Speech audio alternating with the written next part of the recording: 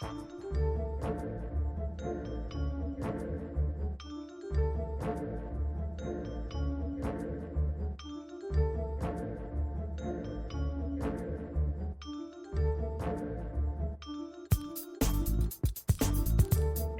everyone, I'm Wendy Muse, the creator of the LeftPOC Project, which brings you the history of leftism of color, one swipe at a time. And this is the LeftPOC Project podcast. We're doing a, as I like to say, a quote-unquote live podcast episode this time around, once again, because we had, unfortunately, presidential debates last night. This was the, I want to say, third debate, right? Third debate, September debate for the Democratic primary.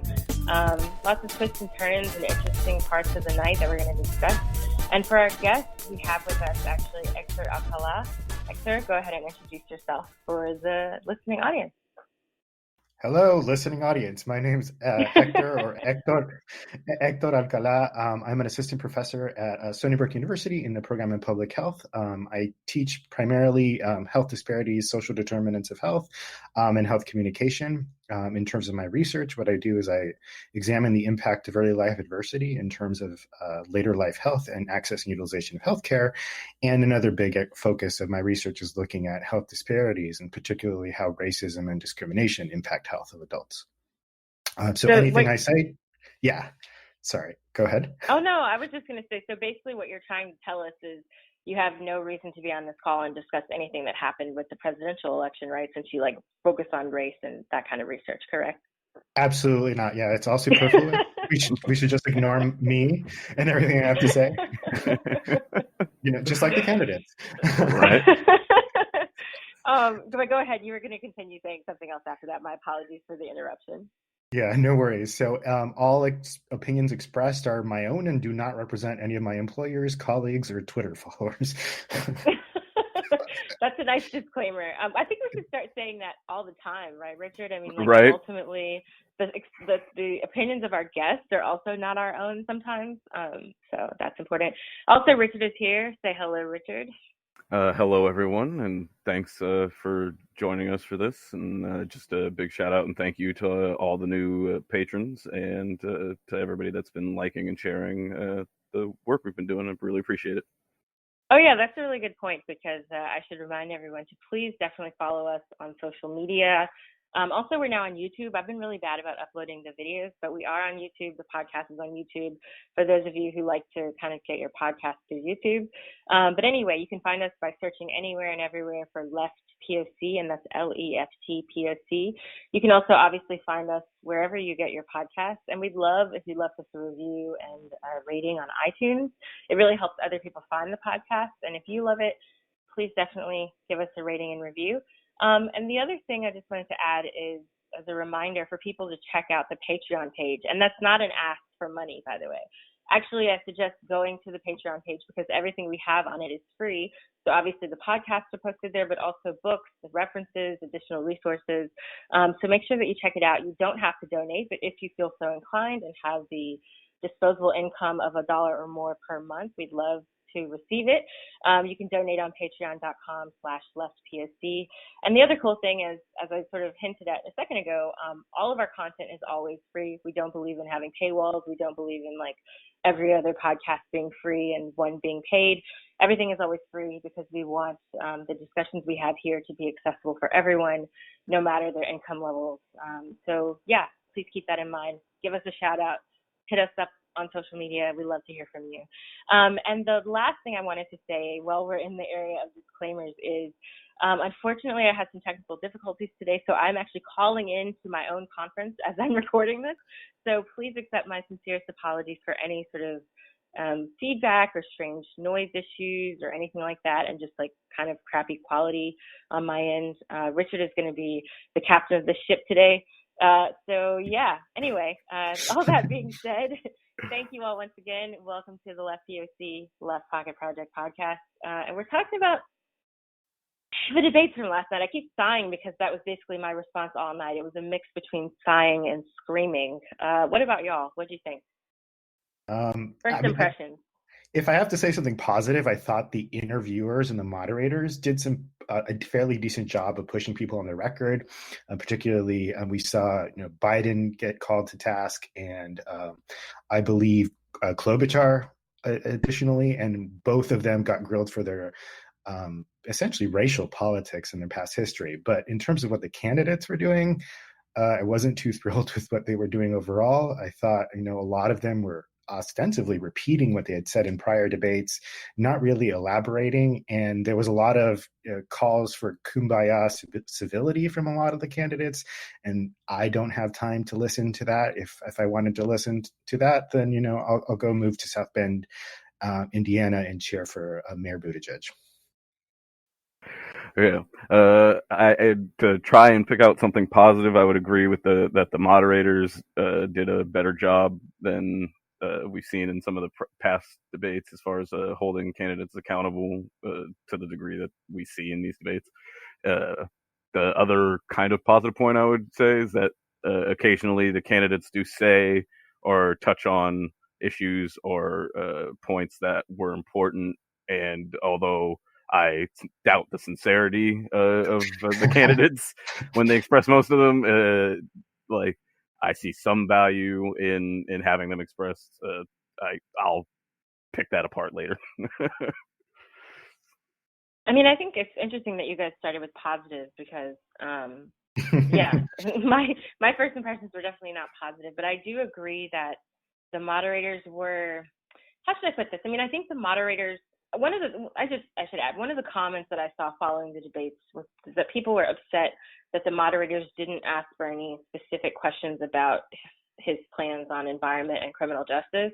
And I was just like, that's not ultimately their job. Like their job is not to ask specific candidates about their like premier platform issues necessarily. Like I know that they always go to Julian Castro for immigration stuff, but that's just because they're racist. Like I don't think it's about tokenism in that case sometimes, more than necessarily his being a candidate who's like focused a lot on this. I think it generally boils down to like, oh, he's Mexican American, so we're going to ask him the immigration question.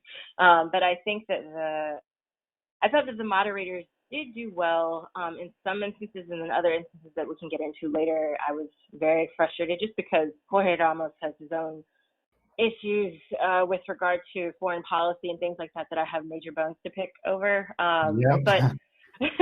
But in general, I agree, and I especially think I don't remember her last name, but Lindsay, one of the female commentators from last night, she had mentioned she had a very good question for Kamala Harris, and then also I have to give props where credit is due, but Jorge Ramos did have a good question for several questions and several follow-ups to Biden, who just, as you all mentioned, he was not wanting to give decent responses, so he at least like nailed or tried to nail him on that, made him make a fool of himself more or less.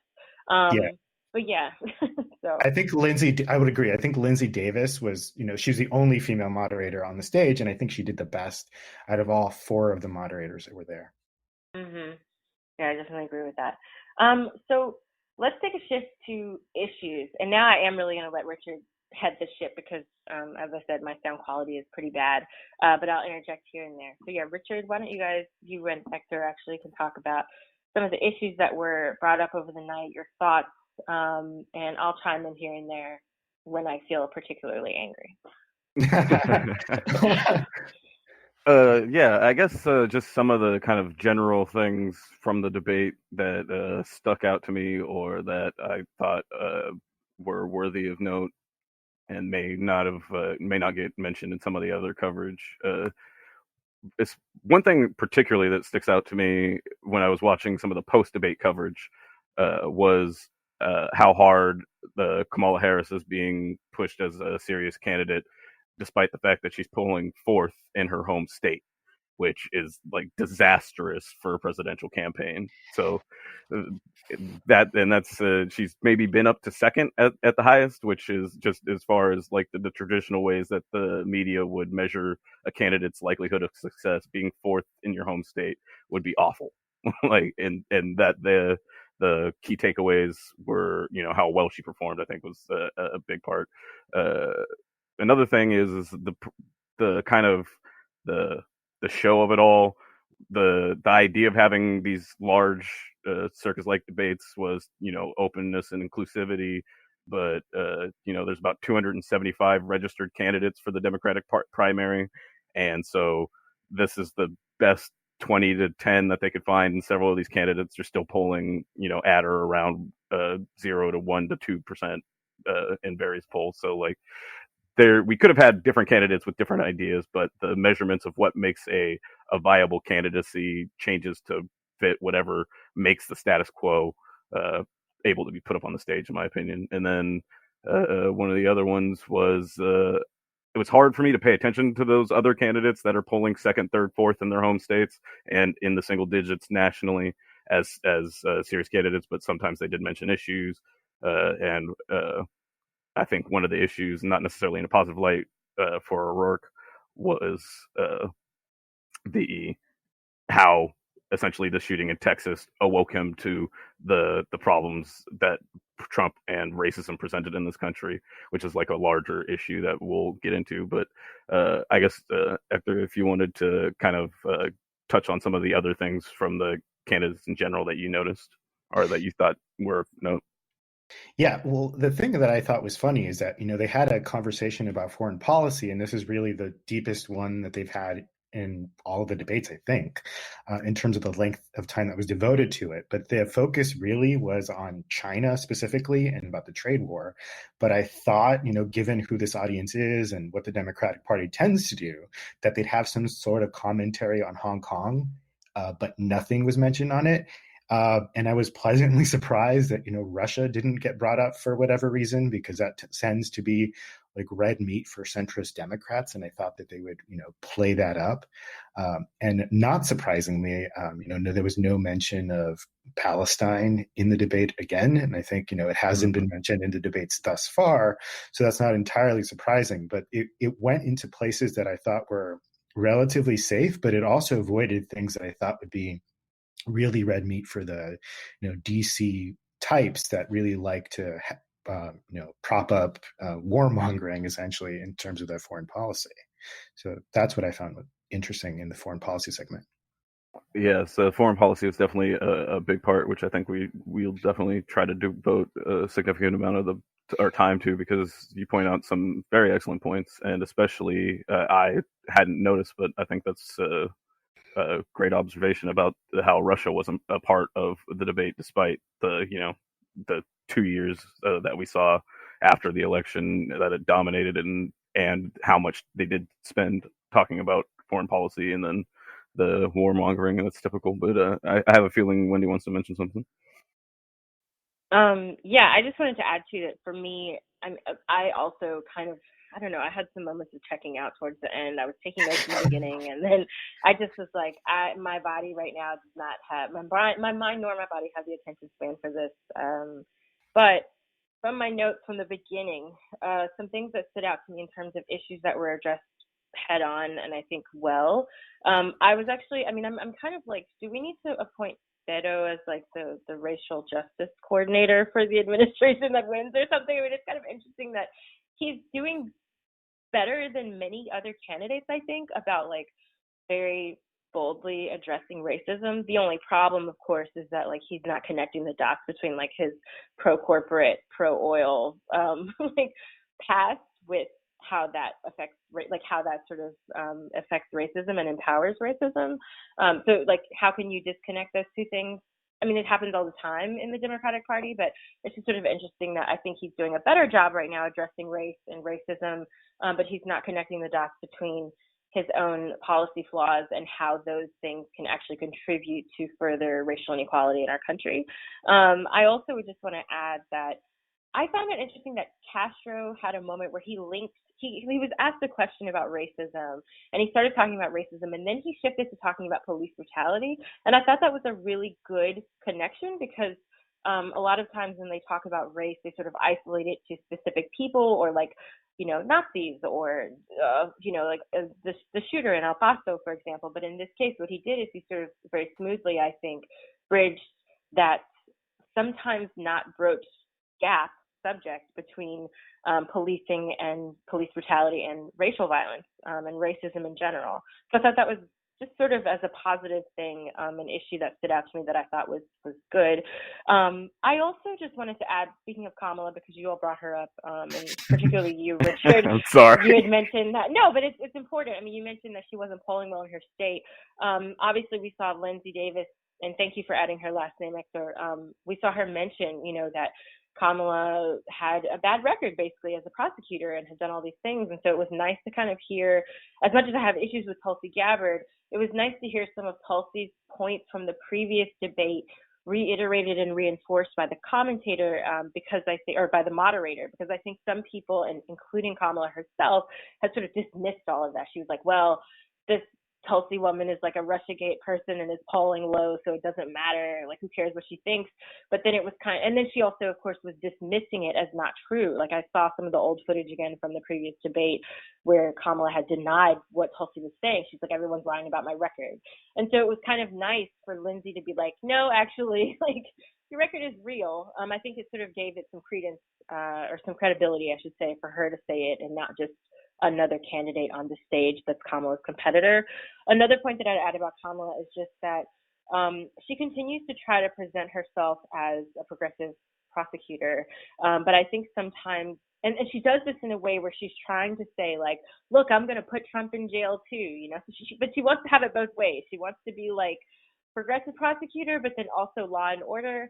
And where that falls short, and I think particularly fell short last night, is when she said something about Trump he's not fulfilling the promises that he made during the campaign. Yeah. And I'm like, we don't want that. Like, right. If he fulfills those promises, like, we're all going to end up in freaking camps, more than the people who already are in camps, which is like atrocious and awful. But I'm saying, like, if he had it his way, and if his promises from the campaign were fulfilled, we wouldn't be on this podcast right now. We'd probably be imprisoned for like communism or something, or being of color, God knows what else. I mean, fill in the blank identity, like, that all of us may possess, that would be a reason for us to be imprisoned. But also it would be a question of like, okay, then we'd have what else? A border wall, an embargo, or like more trade drama with China.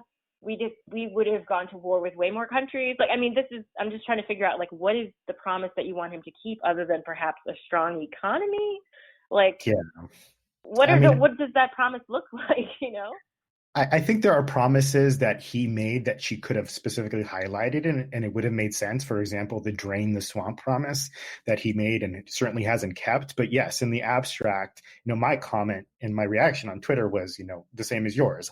I don't want Trump to keep his promises. This obsession with law, orders, and civility isn't going to help us when we have, a white supremacist in the White House. And she needs to wake up to how that's being perceived by her audience. And it dovetails into her tone deafness with her own record and her inability to confront that.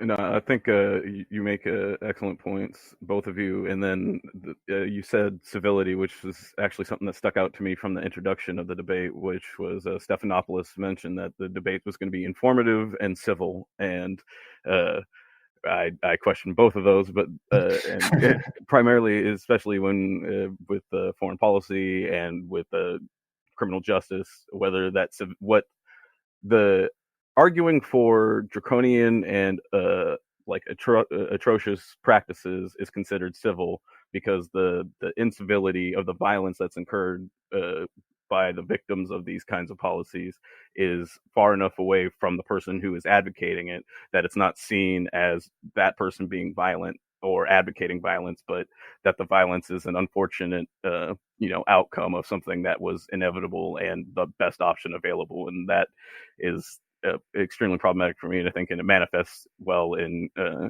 Harris's criminal justice record, or Biden's record in general, and several other aspects of the Democratic Party. But one of the first kind of major things that they tried to tackle at the debate, and I think we can kind of touch here on, is the ACA.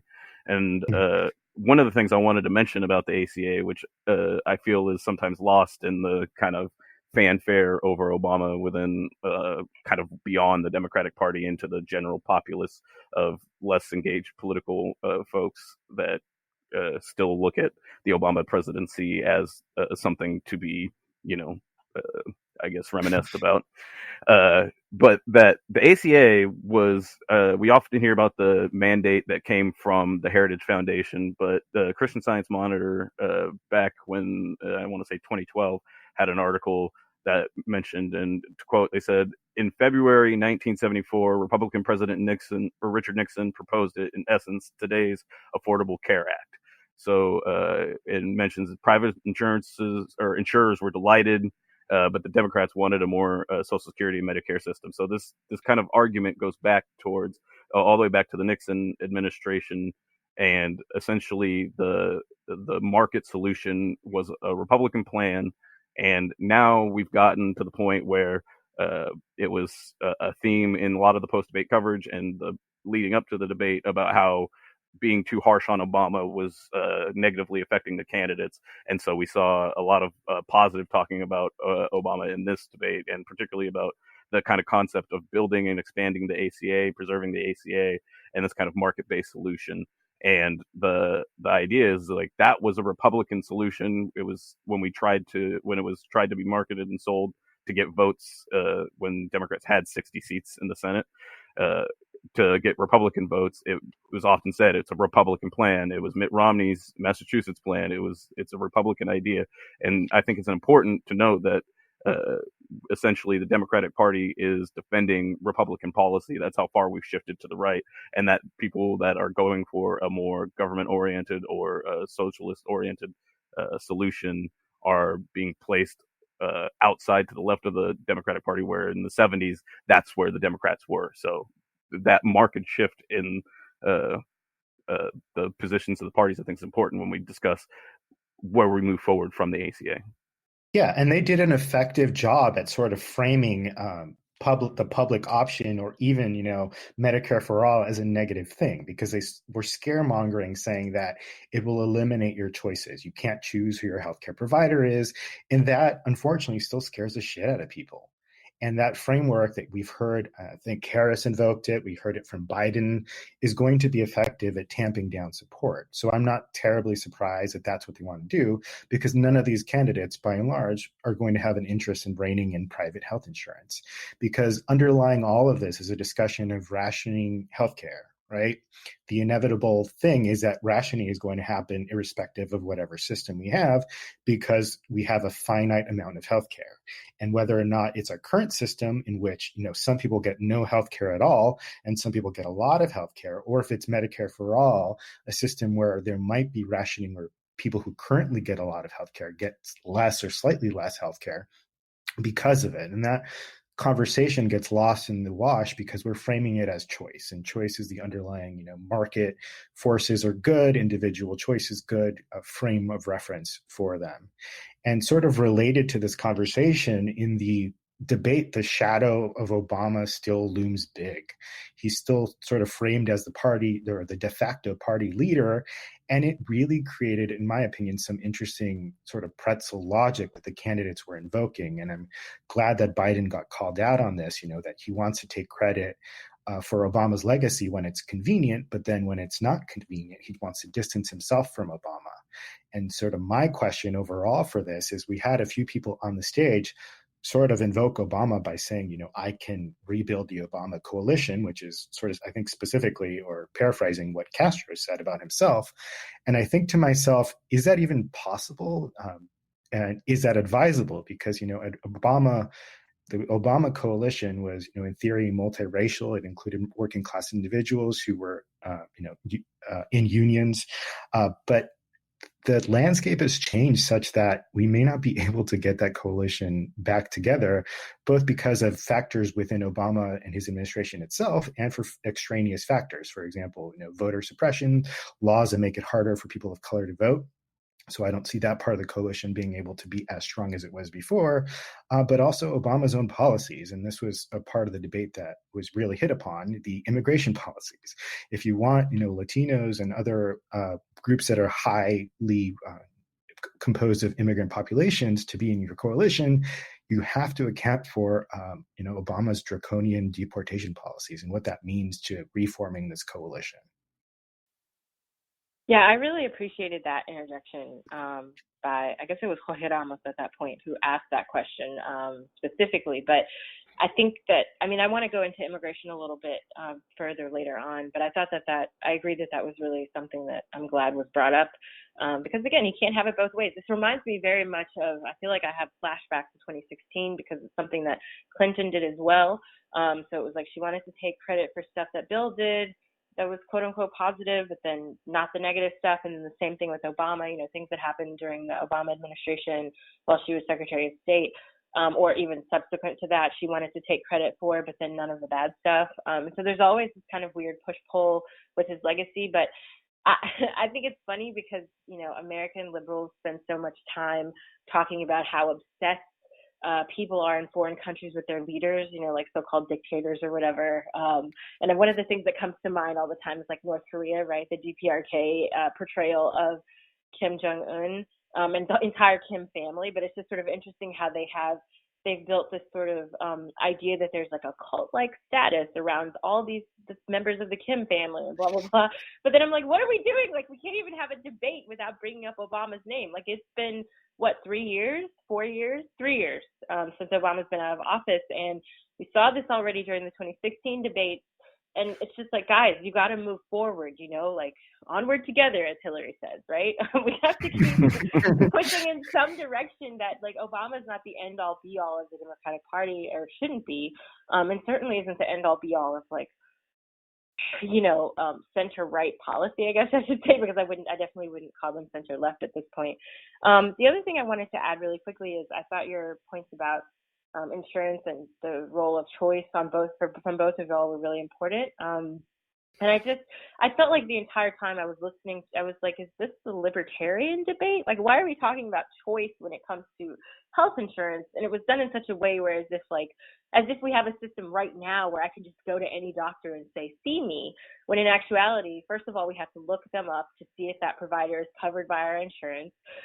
Second of all, we have to go, you know, call that doctor, wait sometimes for months just to get a basic visit. You know, it's absurd to assume that what we have right now is like full of choice and all these options, when in actuality we're extremely limited, particularly based on the type of insurance you have.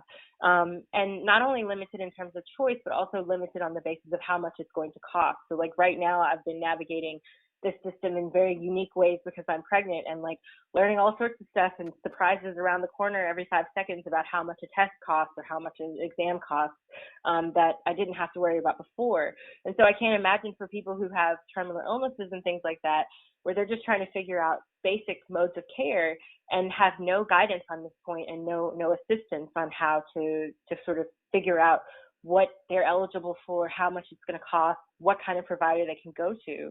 And I also think that, again, the idea of choice is strange because, like, this is a basic human need. Like, you should want the people of your country to be healthy.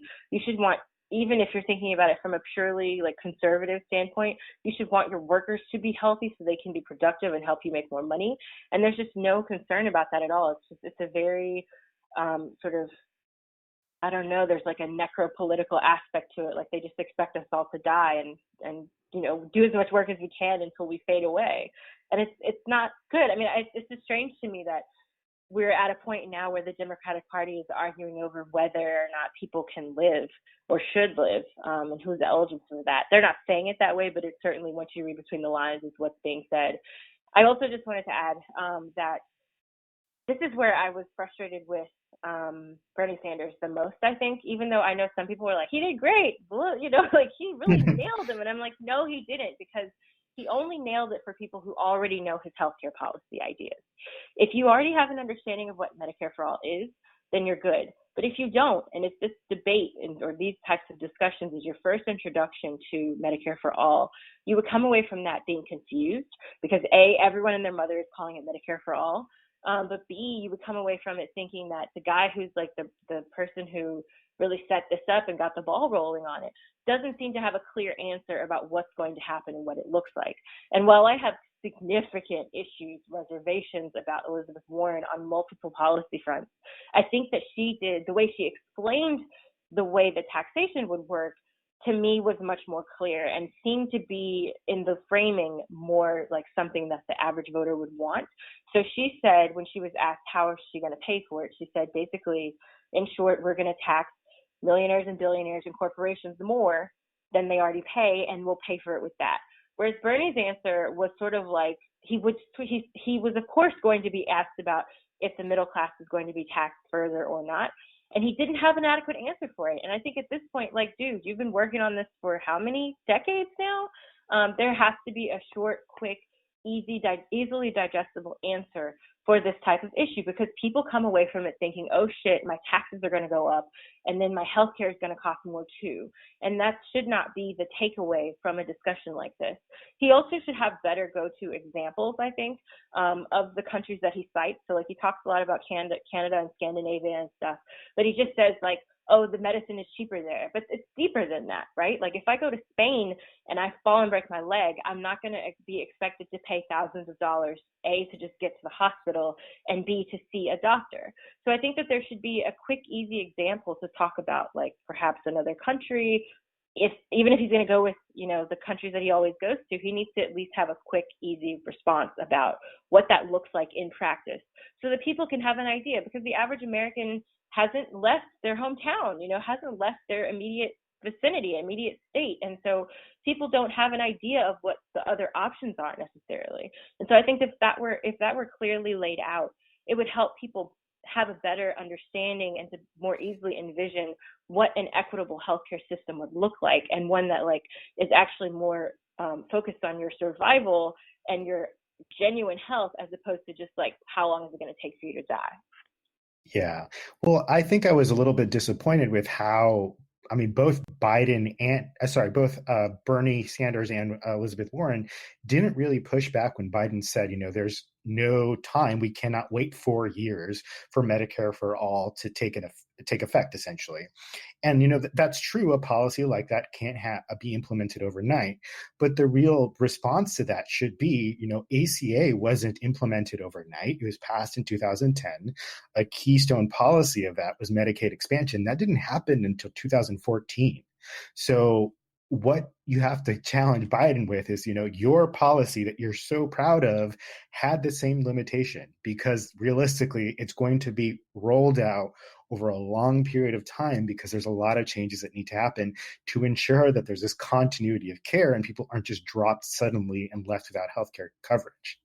So that's something where I think that, anyone advocating for Medicare for all should be able to succinctly say, you're going to be covered and it's going to take a while, but the end result is going to be worth it. I think those are excellent points. And the ACA website comes to mind too when it comes to the rollouts of these things. And it's like, yeah. That wasn't exactly a spectacular performance either, but Democrats just kind of give that a pass, because it doesn't do them any good, they think, to kind of hold themselves accountable in that way. And I think that the points that you raise about the framing is incredibly important, and also as far as like the responses towards the framing. And I think it goes a little bit back towards my point about how the ACA is essentially a Republican policy, in that like the critiques or the criticisms of Medicare for all is, is this going to raise middle class taxes, and are they going to lose their health insurance? Klobuchar specifically, 149 million people are going to lose their health insurance. Like, that sounds a lot more ominous than 149 million people will not have free at point of access and treatment, medical care. That like, they're intentionally taking this ominous phrasing, and it's based out of kind of a Republican and as Wendy pointed out, kind of a libertarian thinking around healthcare. And the Democratic Party is starting to sound more like Ron Paul did in 2000 and back in his debate.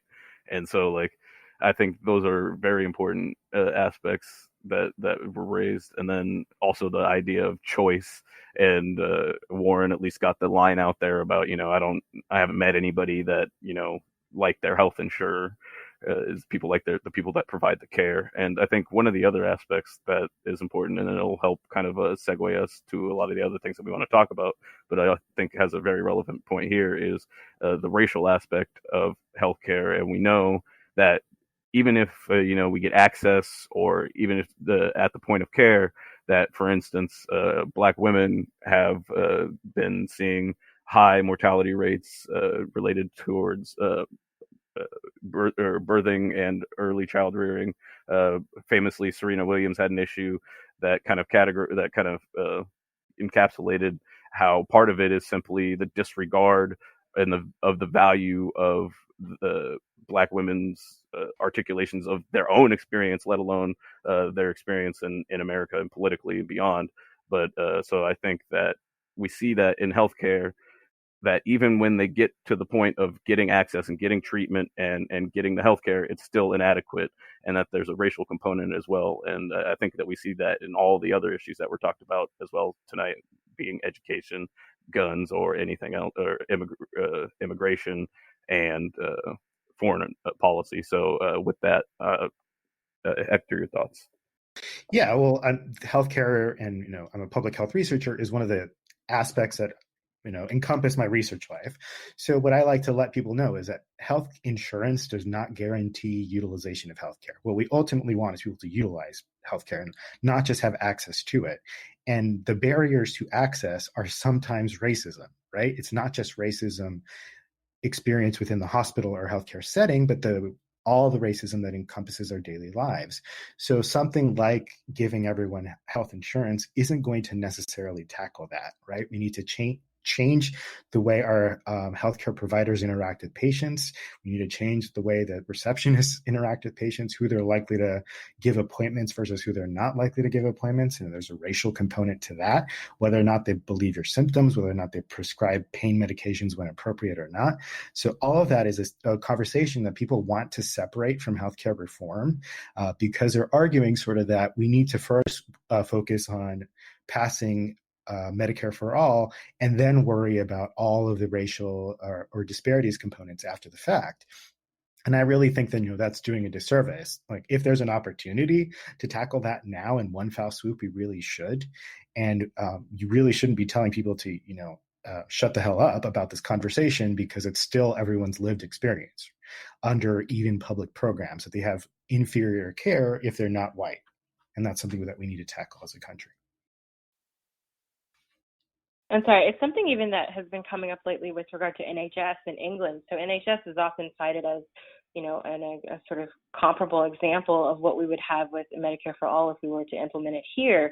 But again, there have been reports coming out not only of mortality issues and whatnot with regard to with regard to birthing, so maternal issues and racism, but also with just regard to, in general, the healthcare services that people are receiving if they're of color, and how that is subpar, how they're not listened to, how their symptoms go untreated for longer periods of time, things like that. So I think it's important that we look at other models in countries that are generally seen as multiracial, like the United States, and sort of assess where they've had issues and where they've tried to fix them, how they've remedied them, if at all, to definitely implement here if we were to institute a Medicare for All program. And I agree with you that it's something that can't just be easily waved off or waved away.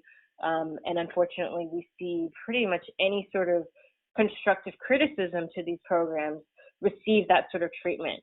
And I want to use that point to sort of segue into talking about immigration and foreign policy, because that's another thing that came up for me, at least, as sort of a red flag moment last night, where Jorge Ramos was obviously goading, Bernie Sanders to say something negative about Venezuela, because in the past, Bernie has sort of skirted the issue. He didn't want he would still say things, like definitely on Twitter and in some of his town halls, that to me sounded very much like a right-wing talking point on Latin American foreign policy, and that I pointed out in previous podcasts about these debates. But I would also say, especially last night, when he was asked and sort of like called to the carpet, like, what do you think about this? And he was like, yeah, well, Maduro is a dictator. He called him a vicious tyrant, I believe, which is, people were like, well, he had no other choice, but like, what does that even mean? Like, Jorge Ramos, I don't know, last night it seemed to me that I don't know, the audience sort of seemed to think that Latino men were like somehow specific, like super dangerous or something. Like there was like some sort of special force that like Julian Castro had over Biden and like that Jorge Ramos had over, Sanders, to make them say things or make them mess up. And I don't know what that's about, but that could be for another discussion later on. But it's sort of interesting to me that the optics there were focused on more than what he actually said. And, what he said was, regardless of how you feel about Maduro, I think it's not the kind of direction that you would want to hear someone who claims to be a democratic socialist take. One could easily argue that there are aspects of socialist policy as lived out in Venezuela that we should implement here, that we should consider, that we should actually talk about, and not just in Venezuela, but in other countries that have socialist-leaning presidents or have socialist histories. I think there's a lot that we can learn from them. So instead of taking that moment to condemn a country or condemn a president of the country, there could have been a lot more of a discussion, I think, framed around what can we learn from countries like that, but also how can we engage them better in our foreign policy, where it's not a question of intervention and constant violence and sanctions and things like that, but one of diplomacy, one of working with people in the region and leaders in the region in a way that's more positive, especially in comparison to our prior history of meddling and interference and violence. I also think that the discussion about immigrants in Venezuela was very odd, because for the most part, most immigrants in Venezuela actually go to neighboring countries. So they go to Brazil, they go to Colombia. They're not necessarily fleeing, at least in the immediate future, to the United States. Most of the people that are coming right now are coming from Central America, almost directly in result of a lot of American policy there, U.S. American policy there. And so it's important for that also to be discussed. And I think there was just a really major ball dropping at that moment. Not ball dropping in a positive way, like, oh, he got his cojones, but in the sense that he dropped the ball in the bad way, that he didn't, he could have had an opportunity to really talk about ways to improve foreign policy. There have been so many articles coming out lately about what a left foreign policy could look like. And I think it's as if Bernie's not necessarily, he's reading them, but like not really digesting what it could mean. And I'm going to actually include an article in the show notes, so make sure that if you have a moment to check it out, by an author who talks about some of the flaws in Bernie's immigration policy and how they actually could open up and leave space, if he were to become president, for even more fascistic responses to the immigration crisis, which I do call a crisis, but it's not their crisis, it's our crisis that we've caused. And so I think that it's important for us to always kind of keep this in mind, like what kind of framing do we have coming from the Sanders camp that is one that's based in nationalism, that's one that's based in sort of a type of protectionism that can further separate us from other parts of the world in a way that I think somewhat mirrors conservative attitudes around these issues. Yeah, I think he took the bait, looping back to Jorge Ramos's question, and he didn't have to, right? There's room to say, I don't like Nicolás Maduro, but I don't think it's our place or our role to interfere and orchestrate his ouster, right? He can say that. He doesn't have to agree with what Nicolás Maduro is doing in his country, and he can appease whatever part of the party really thinks that Maduro is bad, but he also needs to stake out a less interventionist foreign policy, in my opinion. I think all of them do. He seems to be the best on that, but he's still sort of really keen on cyber rattling when it's convenient to him. Yeah, it's foreign policy is definitely not a strength of the Democratic Party. I think, and just like with criminal justice, that there's still a strain of not wanting to seem weak and feeling obligated to take a very like strong position and buying into a lot of that reasoning and thinking among even rank and file Democrats, not just the political representatives. And I think again, it was like there was at one point, I think it was to healthcare, but Kamala Harris referenced, the late great John McCain. So I was like, he was like, we got to celebrate these warmongers and like, I mean, and he was notoriously racist or had a notoriously racist position regarding the results of Vietnam. And it's like, there's just, it's this overarching poisoning of of any of the rhetoric that might seem like positive is undermined and poisoned by the other positions, Bernie included, with like he has at some points taken out a more anti-interventionist position, but one of the things about debates, and one of the reasons why Bernie I wouldn't say is that great of a debater, is that when he's in those situations he's not very good at succinctly kind of capturing that moment and responding in a way that takes the kind of political mind it would to respond as you mentioned. And I think that's a weak part of his campaign, and I think the positions that he actually holds, whether it's his support of the F-35 project for jobs in Vermont, or whether it's what he thinks about Maduro specifically, or other socialists or other leaders around the world, is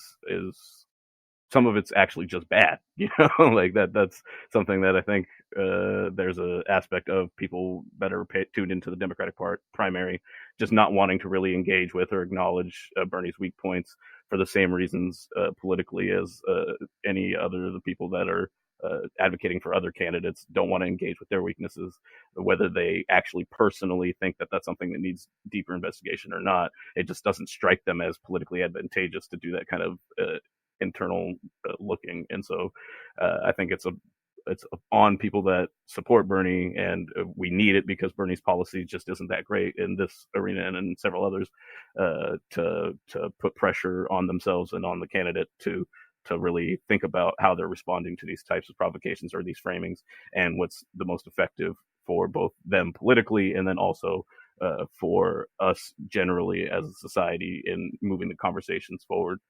And I guess one of the aspects of that was Castro's call for, like, Castro, everything he wants to solve everything with a Marshall Plan. And and I mean, again, which harkens back to some of the problems with not really reconciling what the problems with the Marshall Plan were, but he called it a Douglas Plan. And I just think when we were talking about immigration and then also foreign policy, one of the other things that kind of comes to my mind was the mythologizing around September 12th of uniting that kind of basically entirely dismisses the xenophobia and massive criminal and domestic spy operation that was run, Abu Ghraib, the hundreds of thousands of people, innocent people that were bombed and called collateral damage, and violence, the starving in Yemen, so on and so forth. There's all these horrific foreign policy endeavors that both either started immediately after or have grown out of our intervention in the Middle East since September 11th. But this kind of mythologizing around the unity and the dismissing of racial prejudices and disharmony that happened after September 12th is incredibly dangerous, I think, for the Democratic Party to push, especially. Yeah, there's no talk of what we united and did, essentially. The expansion of, the surveillance state, the racial and ethnic discrimination that resulted from the policies we pushed, the essential genocide of a good chunk of Iraq's population because of it. That's something that the Democratic Party needed to confront. I mean, to Bernie's credit, he did bring up that he opposed Iraq from the beginning, and I think that's well and good. But in terms of, him as a candidate, and I think it's to not better articulate his foreign policy credentials and bona fides, because that's really, I think, in my opinion, what sets him apart the most from Elizabeth Warren, because her foreign policy, in my opinion, is atrocious. And I think that he needs to bring it up more often and more clearly and succinctly, and have the moxie and courage of his convictions to truly seek out an anti-interventionist position. I don't really think that's his actual position, but I think it would benefit him to do so. Right, and part of me wonders if, I think his team is in large part anti-interventionist, but as you said, that may not be reflective of his own personal convictions, based at least on some of his voting records in the past and things like that. I think, though, obviously since the 90s, as you sort of look towards the 2010s or so, you start to see sort of a cleanup of that record. He didn't vote for any of the, AUMF, the military authorization funding packages, and he also, has been really good on what's happening in Brazil. He's been good on what's happening in Yemen.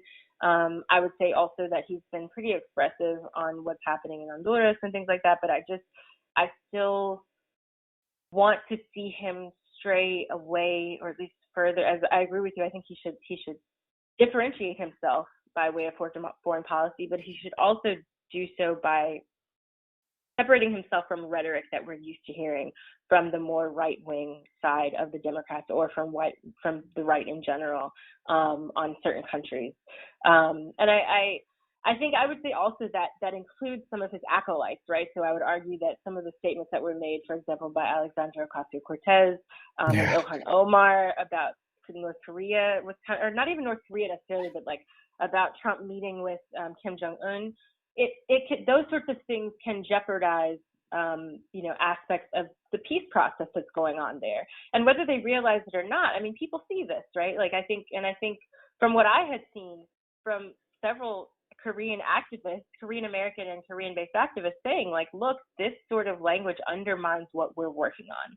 We understand that we don't like Trump, we don't necessarily like Kim Jong-un, but the point is that our countries are trying to come together right now, and this sort of rhetoric is not helpful for us. Whatever you want to do with it is fine, but that's not necessarily helpful for our project. And I think that there's sometimes, and I see Bernie do this as well, where there's sort of, again, a recentering of U.S. priorities and U.S. needs over the needs and concerns of the people in the countries that we're impacting with our policies. So it's important for us to recenter those who will be affected by these sorts of things, and really understand why, even if it's something as simple as a tweet, it can be detrimental to, especially in this era where Trump does all of his policy by tweet, it can be detrimental to processes that are like long in the making. And I think it's interesting because when I'm looking at which candidate I'd like to vote for, I'm going to disproportionately weigh something like foreign policy and immigration policy, because that's something that's done by the executive frequently, right? There's a lot of leeway to do things that are in that arena. We've seen executive orders, and the president can essentially declare war now that in the current state. I mean, that shouldn't be it according to our constitution, but they can declare war and keep it going in perpetuity. So to me, if I was Sanders, I would highlight that as part of my campaign and say, you may not believe that I can get Medicare for all pass. You may not believe that I can get free college or debt forgiveness, but you can trust, or you should trust, that I will keep us out of wars, that I will not have as draconian immigration policy as Obama, because that's something he can do. That's something within the president's power to address.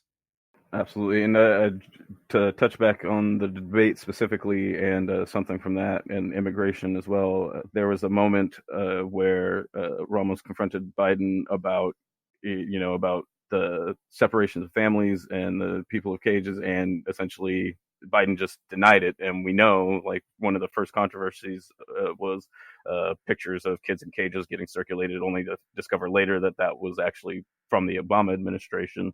And that while it wasn't an active form seen as a deterrent to future immigrants, it was something that was happening as a result of just our poor immigration policy. And so that, like, oftentimes there's this kind of desire to go back to how things were under Obama, which even Biden doesn't promise, because Biden is definitively to the right of Obama anyway. So, like, and I think Warren is kind of maybe questionable, but Biden for certain is to the right of Obama. So Biden doesn't offer us a chance to go back to Obama. But even if we did go back to as things were under Obama, it just takes away the purposeful intent of the maliciousness of our border policy. It doesn't take away the horrific nature of what was going on. It was like the Trump administration had sent a lawyer, but they were arguing for a case that took place under the Obama administration in the camps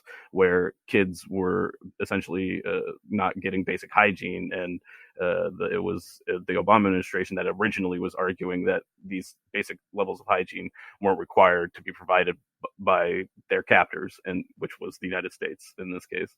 And so, like, the kind of framing around where we can go, where we've been, and where we are is kind of distorted when someone like Biden just goes up on stage on a national audience, in front of a national audience, and just lies about what was happening under his the Obama administration, his vice presidency. Yeah, he straight up lied and said that what currently is happening wasn't happening under Obama. And sure, it wasn't happening to the degree, but the kids were in cages under Obama's watch. And that's something that really didn't come to the national attention until we were suddenly horrified about it because it was happening under Trump. So that's really something that I hope he gets called out on future debates, because that lie specifically did not get challenged by the moderators or other candidates, which I thought was a huge missed opportunity. I think part of the memo was to fawn over Obama, so they didn't want to go out of their way to take any shots. But go ahead, Wendy. Oh, no, I'm sorry. It was my fault. I just wanted to say fake news at some point, because he definitely did that. That's what Biden did on the stage pretty much. He was like, fake news, when he was asked about immigration policy under Obama, which is, like terrifying to think about, because I think sometimes, again, this cult of Obama is so strong still, to this day, that sometimes people would buy that, and despite all the evidence, despite immigration activists, raising issues during that time in real time that we have on the record, reminding us right now, like I said this back in 2008, I said this back in 2009, and no one said anything. And I always think about, Geneset Gutierrez, I believe is her name, the woman who protested Obama. She called him out during a speech, and everyone just shat on her. And she was talking about the rights of trans women in prison who are immigrants, and people literally dying on Obama's watch and, not being cared for. And just the way people responded to her in that moment, when we reflect on it now, she was absolutely right, and it's only gotten worse. But it's just sort of nuts that when you think about it, at that point she was, insulted for raising a very accurate, credible point that needed to be dealt with. And I think that, nowadays, when you try to confront even that legacy, even though he's no longer in office, it's still a controversial issue. On that note, I wanted to see, you all know what the protesters were saying last night? There were some people protesting at one point, and I didn't catch what they said. Do you all know what that was about by any chance? That's what I was trying to look up, actually, because I did hear it, and it happened during specifically Biden's speaking segment. Yeah. Mm-hmm. I tried to look into that as well, and I re-listened back to see if I could at least make out some of the words, and I could not figure anything else out on that. Yeah, and maybe it was about immigration, because De Blasio wasn't on stage anymore, so there likely wasn't anything about Garner family or any of that. With Biden, the only thing I could think of is either criminal justice or immigration, just off the top of my head. It was immigration. So I'm looking it up. It was DACA related. So there were DACA related protesters, and apparently the debate folks told him to just move on, and we heard that. So sorry, the moderators told him to just move on. So they were chanting, wearing shirts that said "Defend DACA, abolish ICE, citizenship for all," and we heard them during the debate that they were saying essentially that the protesters were going to be removed. Mm-hmm. Yes, yeah, that is interesting to find that out, and I think it's important also just to note that when we were talking about kids in cages, is that we also have a heavily incarcerated society as well, and that juvenile detention is part of that, and the conditions that are reported in many of these juvenile detention facilities are also atrocious, with sexual abuse, violence, and a variety of drugs and a variety of other things that are essentially what they're supposed to be being sheltered from are actually existing sometimes in or worse in these facilities than they would be when they would encounter out in society. And so the incarceration and the carceral mentality, we just talked about this in our episode with some from Angela Davis, selections from Angela Davis, that the carcerality of the United States also plays a role in how we treat both immigrants that come into the society.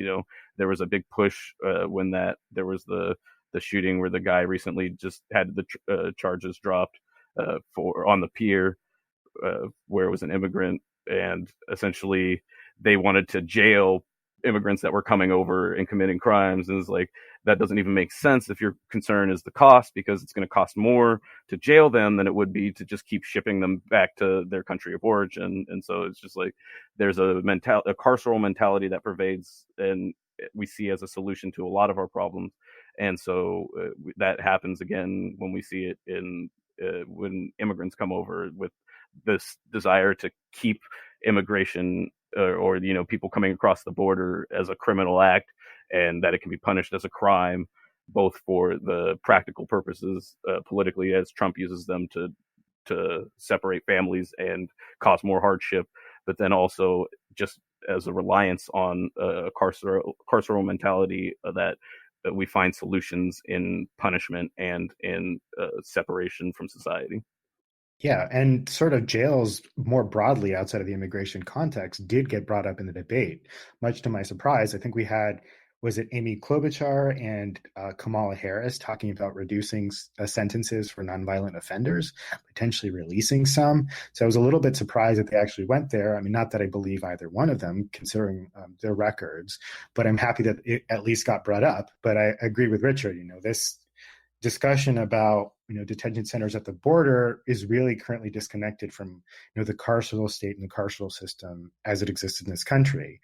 And yes, there's a lot of talk about ending for-profit prisons and whatnot, but that's not the only problem. Even the nonprofit prisons are a big problem if we're going to care about criminal justice and racial justice specifically. But they're nonprofits, and all nonprofits are great. Yeah. Yeah. So, I mean, it's bizarre that people are limited, the, I guess, racialized brutality to a profit motive when we know that that's not the case. Mm-hmm. For sure. I just wanted to, I guess we're getting sort of close to the close. So I wanted to ask from y'all what you thought were some issues that you would have liked them to, I mean, obviously the answer is going to be everything, but what you thought you would like to see them expound upon more, perhaps in future debates or town halls. And also, are you going to watch the next debate? What are you expecting from the next debate or the next round of town halls? And do you think, this is kind of a big question, but do you think there's any room for improvement between now and when people actually go to the polls that would be significant enough for people to actually believe that change is viable, as a voter? That's a lot. I mean, as I mentioned, I didn't recall hearing anything about Palestine in the foreign policy discussion, so I'd like them to tackle that. I mean, if anything, I think it'll help separate the field in terms of how they stand on it. I mean, I think we all know, the people currently on this call know where they stand, but I think it would help the general public to actually hear these candidates and push them to actually articulate a position on the issue. The other thing that I thought was interesting that wasn't really discussed was actually, well, at least it wasn't discussed in a direct way. We heard about, Cory Booker being asked if he would encourage others to be vegan, and sort of bringing Bolsonaro into the conversation then. But I wanted to see whether or not, there'd be a discussion about Brazil at all, not just because of Bolsonaro, but the current fires that have been occurring in the Amazon, and whether or not that be looped into a discussion about climate change. So it was interesting, and I'd like to hear them, comment on those issues. I don't see them doing it anytime soon. In terms of me tuning into the debates, so it was torture listening to this one, and I normally don't listen to the entirety of debates. I did because I knew I was going to speak to you today, so I chose to live tweet through it and slog through it. And I don't know. I was very disappointed and disinterested with what I was hearing from the candidates. I thought, Biden and Harris specifically came off, to put it politely, very aloof and lost. And it's painful to watch them on the debate stage. Indeed. I think that it's a very important issue that you bring up with the Palestine. And I think Bernie in particular has a unique opportunity, partially because of the kind of shallow identity politics that the Democratic Party kind of trades in nowadays, but that his identity offers him a shield to be a critic of Israel and the Israel-Palestinian, essentially attempted genocide, but I don't want to do too much with the framing right now. My point is just that, that Bernie has a unique opportunity to kind of address that in a way that AOC or Ilhan Omar or other representatives and other political figures don't have, because their identity doesn't offer them that shielding. It, in fact, entices the type of send her back type chance that and the violence and the threats that they received as a result of being critical of Israel in this situation. So I think it's on Bernie to step up and be to take on that role in a way that we're definitely not going to see from any other candidates, Warren included, in my opinion. So I think that's a very important issue that I'd like to see, and that I think that's something that Bernie can work on, raising awareness of, and then also raising among his supporters, and then staking out a solid and quality position that respects the Palestinian people's rights, and that recognizes the horrific nature of what we see being implemented by Israel at the human level, beyond the legal or anything or international legal level, but just at the human level, the kind of costs and the atrocities that are taking place at their hands. And then, I mean, it doesn't take, or too frequently I see on my feed a young Palestinian person being shot while just talking too close to the Israel border, and it's atrocious, and it's horrific, and it's not really a part of our media conversation, despite our heavy support of Israel and arming of them, and our support of more atrocities in the Middle East, be it Yemen or elsewhere. And so I think one of the things that I'd really like to see when foreign policy comes up is recognition of what's going on there, and what we can do to put pressure on Israel to act humanely at the minimum, and to recognize Palestinian people's rights, human rights, and then also their civil rights within their society. I think that's critically important. And so I'm really happy that you mentioned that and brought that up. And I guess as far as future debates, hopefully we got fundraising deadline on 9:30, and the reporting is on 10:15. And like we saw a round of dropouts before this debate, I think we're going to see another round of dropouts, hopefully, and get it down to about 5 people, which will allow some more cross-examination of the deeper kind of histories that these candidates have with these things. And I think that's another opportunity for Bernie to shine, where he doesn't hold ideal positions, especially from my perspective, everywhere. I think one thing that he does have is a consistency in his positions that is going to be important, I think, for people that are going to tune into these debates to be engaged with. And that, because all these candidates are saying a lot of the things that we want to hear, some of them not as good at saying it as others, but a lot of them are saying things that we want to hear, but we have to question their sincerity in these things, and if they have a record of being sincere or of not being sincere is very important. And I think that's one area where Bernie shines above the other candidates. But just generally, as a disclaimer, it's like Bernie, as he sits, I think, struggles against Trump in an actual national election on election day. And then also, it's not a solution. Bernie getting elected isn't, it may be a type of win, but it's not a solution to the problems that we face. The one thing that they did talk about, and I'll give credit to Warren for mentioning as well, is the deepness of the corruption of DC, and how that prevents any of the things that anybody liked that they talked about happening at all. Be they more moderate or further to the left. None of those things are going to happen with the people in Congress. And to detract from Warren's credibility on that subject, she was confronted in New Hampshire about the Secretary of Defense, and she essentially put the blame on Republicans, despite the person that she said being basically a corrupt lobbyist for Raytheon getting 90 votes for their confirmation in the Senate, which takes a lot of Democrats to get to 90. And so without an examination of the bipartisan nature of the corruption of DC, and how that prevents even Democratic plans under a Democratic majority, whether it's 54 seats or 60, without confronting that, we're not going to get there. Bernie doesn't do it as much as I'd like, but he is getting that. He does do it some, and Warren essentially bailed out and, in my opinion, lied about it and misled people to believe that it was a Republican issue rather than a bipartisan corruption issue, that the military-industrial complex runs deep, and it's going to take a concerted effort and decades of fighting in order to uproot it, and Warren doesn't seem ready for that, in my opinion. So sorry for that rant, but that's my bit. Yeah, I would agree with both of you guys. I think definitely, though, one of the reasons maybe that she didn't bring that up or go into that was because, oddly, so earlier in the day, I had heard, I'd been watching some news, and they had said that Biden's team had literally sent some news organizations their debate plan. And in that, they had mentioned that they wanted to discuss Elizabeth Warren's previous record, her previous fundraising records, which you sort of touched on just now, Richard, but also like her job, her work as a corporate attorney at some point, which they didn't really bring up. I mean, it was Biden who was set to bring that up, didn't bring it up. So some believe that it may have just been a way to put that information out there, but like as a way to sort of sully her record, but not necessarily something that they were going to bring up during the debate, because like, why would you send your debate plan out ahead of time? It's sort of strange.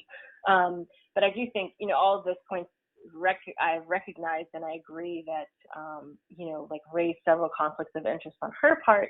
And I think, again, I agree, especially on foreign policy and things like that coming from Warren. Again, I bring up Warren so much just now because you guys touched on her, but also just because she's like sort of seen as the second most progressive candidate running right now in comparison to Bernie. So that'll be something worth looking out for in the future. Like if that comes up at some point, her sort of waffling on matters of donations, where they come from, and particularly military and foreign policy on her part because of her connection with Raytheon and her having received donations from them. I also agree with Hector completely on this issue of climate change. It's just a sort of an afterthought. The way that they asked it was so ridiculous. Like, you're a vegan, Cory Booker. Tell us what you think about, it was like, yes, maybe we should eat less meat. But I think he answered it well in the sense that he sort of pivoted away from talking about just like personal consumption and really kind of talked about, factory farming and industry and how things need to change on that end. So, credit where credit's due for that. But I do think that there needs to still be a deeper discussion of climate change and the way it connects to foreign policy, again, as you sort of mentioned, Hector. So I think that's important. I was surprised, actually, and maybe because Kirsten Gillibrand is not there anymore, but there was no discussion of abortion rights, which is like, the quote unquote quintessential women's issue, right? I'm saying that with quotation marks because obviously all of these issues are women's issues. But I think that there could have been an opportunity to sort of broach that subject when they were talking about Medicare for all and healthcare in general, right? Especially as rights to abortion have been cut and continually getting cut all around the country and limited. And also, if I'm, continuous defunding of Planned Parenthood and other organizations that do similar work. And if I recall correctly, I've seen something recently where like Planned Parenthood is basically just going to shift over entirely to a private funding model because they know that like their days are numbered in terms of federal funding. So, they're going to be really, really reliant on donations and things like that. Their own problems aside, but I think it's important for us to kind of keep that in the back of our heads. What is that debate going to shape up to look like? And how are the candidates going to frame that, especially people like Biden, because he had some, again, going back and forth on this issue in the past, much like Clinton had as well, not necessarily firmly coming down on the side of the right to choose and the rights towards reproductive options, and instead sort of just saying, kind of going with whatever the Senate or the House agrees to. The last thing I think that, I don't know, I thought was missing, obviously, and I'm always going to say this, is an in-depth discussion of foreign policy. I think there will be room for it in upcoming debates. Hopefully they do go into it. I agree 100% about the neglect of discussing Palestine, and it's particularly noticeable because Israel has elections coming up, and there's already been another push, once again, of like, nativist sentiment, xenophobic sentiment. And when I say xenophobia, in this case, I mean Israeli conservative people running for office constructing this idea of the Arab as a foreign entity, the Palestinian as a foreign entity that has to be stamped out. So it's worth kind of keeping an eye on that if it comes up at all in future debates. Will be interesting to see. Hopefully it does, but I'm not sure I'm going to like the responses from a lot of people on that. And those are my thoughts. Just like what I would like to see going forward, and maybe topics that they should touch on. As far as, you know, what it may mean for voters, and like if they can trust these people to move towards change in a positive direction and actually stick to it, I would be pessimistic there. And I say this as someone who's like, I've already declared on the record, like, I'm going to vote during the primary for a Democrat. You guys probably know who that is already. I most likely will not vote for a Democrat during the general. I might vote for, you know, some other candidate, depending on who appears from the third parties on the left. But I'm very transparent about the fact that, you know, I supported Bernie in 2016 during the primary. And I think that what's frustrating in this process is that, like, everyone doesn't know that about me. And so sometimes when people see my criticism of Bernie, they think I'm like a Kamala supporter or something, which I think is hilarious. Like, way to make major assumptions, guys. Like, I guess it's because I'm a Black woman, you know, like, oh, she must support like these Democratic establishment candidates. And that's a shitty assumption, like, because obviously I'm like pretty firmly on the left. But I think that, you know, I just wish that Bernie weren't the only option in terms of like some semblance of left candidacy, right? I wish that we had people pushing him from the left on that stage, and I wish that we had candidates who were beyond what he envisions, because I think for some people, once they get Medicare for all, once they get, you know, college tuition remission or whatever, they're good, they're done. And I think that they'll be satisfied with that without necessarily pushing for more. And so my concern is when someone like him gets in office, which would be a major relief on the domestic front on many points, I still wonder, what does it look like to then push that person once he's in office, right? How can we continue to push Bernie to be better on foreign policy, to be better on even some domestic policies? And you know, I mean, that's why watching the debates has been so frustrating, because it's like, this can't be our only option. And that's, one more thing I just wanted to add. Sorry, I think my brain is adding all this stuff. I apologize. But no. I think after watching last night, I have like pretty much lost all hope in the Democrats winning against Trump. And that sounds really ominous, but like, and I know it's early and maybe they have some chance to make up for lost time and do better, but I am really scared in terms of what this next election is going to look like, because I think that they're going to try to push Biden, and if Biden doesn't end up with the nomination, even if we get someone like Elizabeth Warren or Sanders, I don't think anyone is fully prepared for what kind of candidate Trump is. It's almost like they've been asleep, not watching what's going on. I don't think, you know, if Bernie cannot stand up for himself during an election against friendly fire, arguably, then I'm concerned about what that would look like with someone like Trump, because there were several opportunities last night where he should have interjected, he should have said something, he should have expounded upon certain issues, he should have been clearer.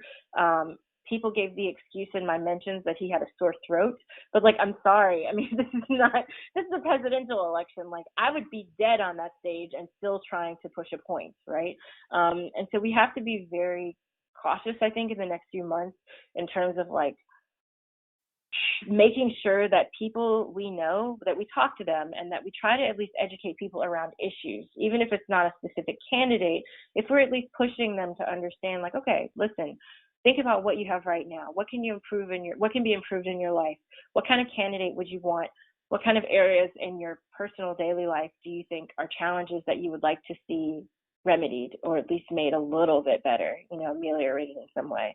Because I think sometimes talking about it through candidates doesn't help. I've seen that in my own experience, like talking to family members and whatnot who are planning to vote for Biden because they just want to get Trump out.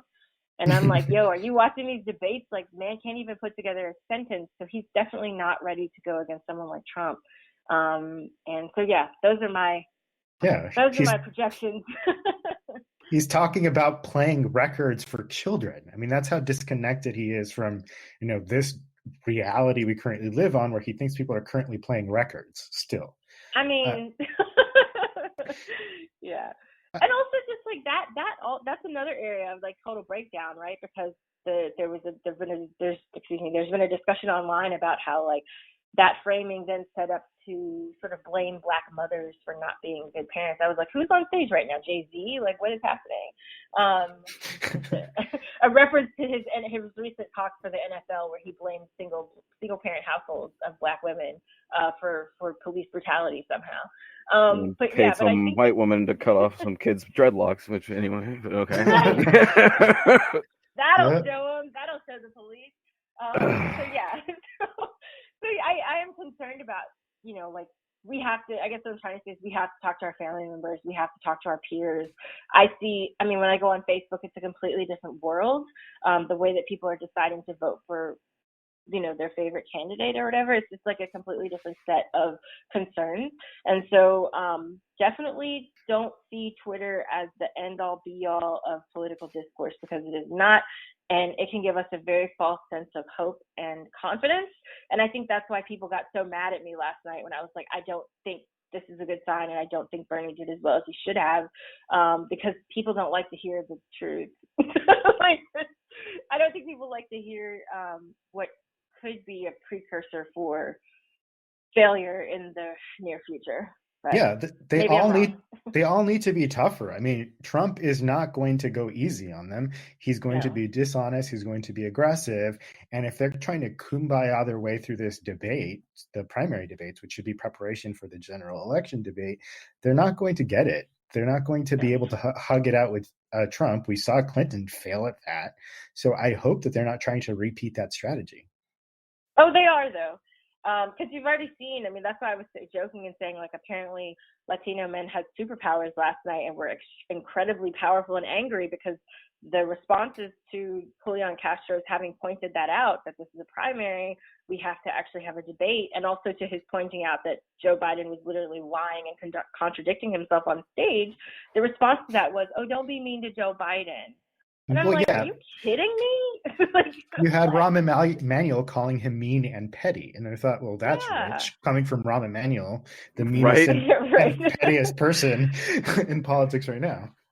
Yeah, and a murderer, but, whatever. Your point on Bernie needing improvement and like being able to push him, and like just kind of a disappointment in that this is the best of the bunch, kind of rings true to me, in that, like, when I look at Bernie and then on race, he's got someone like Sean King, without opening that can of worms, out there.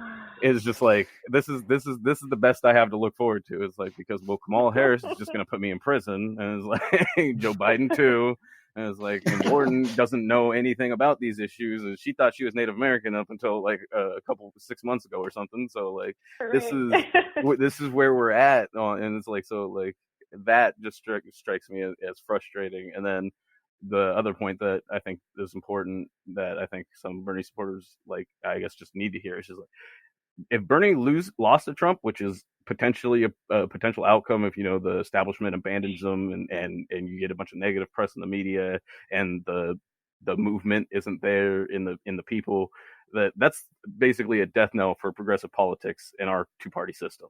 Like, somebody like Bernie will not be considered again for as long as it's been since Mondale. Like, that's what you're looking at, and by then climate apocalypse is in full gear, and we've doomed grandchildren to a potentially uninhabitable world. Like, so like, that's the kind of the friction for me, is like, I have, whether it's his foreign policy, his issue on race or whatever, I have that with all these other candidates lead me to certain doom. So it's moderately, potentially staving off that certain doom and dealing with all these other negative things, or all those negative things plus certain doom. And that's not a choice that I like. And knowing that there's 250 people plus that are registered for the Democratic primary, I'm sure some of them had some better ideas on these things that just weren't ever part of the process because they didn't have the proper credentials or the proper life experience or whatever. And that is just, it is frustrating to no end for me. And that I'll leave it at that. Yeah. Well, listen, thank you both for being here. Hector, thank you so much for being a guest on the Left Pocket Project podcast and giving us your feedback on these god-awful primary debates. We appreciate you, slugging through it, live tweeting it, following along. You did better than me because, like I said, I kind of checked out around hour 2.5. No, I think I checked out around hour 2. because the whole debate was like, what, 2 hours and 45 minutes? So somewhere around hour 2, I just, like, my eyes glazed over, and I was like, I can't do this anymore. I did continue to watch, but how much I absorbed is questionable. But yeah, thank you so much again. Thank you, Richard, as well. And of course, thanks to all of our listeners, donors, supporters. We thank you very much. Appreciate all that you do for us and with us. And thanks so much again. Have a good one, everyone. Thank you, everyone. Good luck out there.